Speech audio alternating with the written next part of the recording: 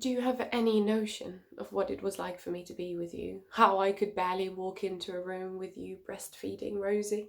How it made me feel physically sick to see a pregnant woman across the street on a bus at the cinema? No!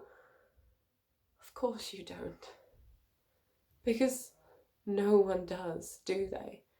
And so no one knows what to do after the second, the third time with all that grief, that appalling, inconvenient grief. No one knows what to do. So they don't do anything.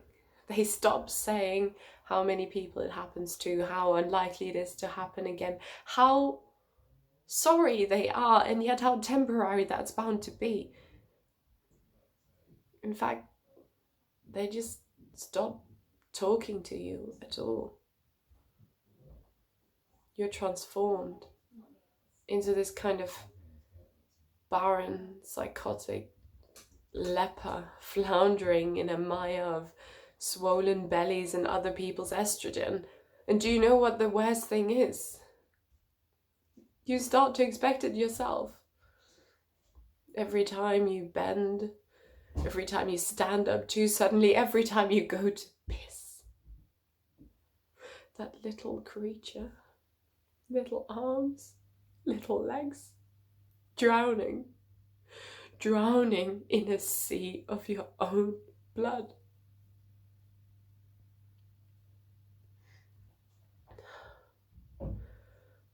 I read a beautiful description once. Born silently. Our son, Joshua, born silently.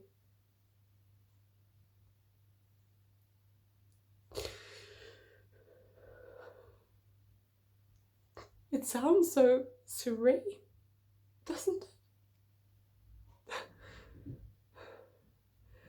That's not my experience.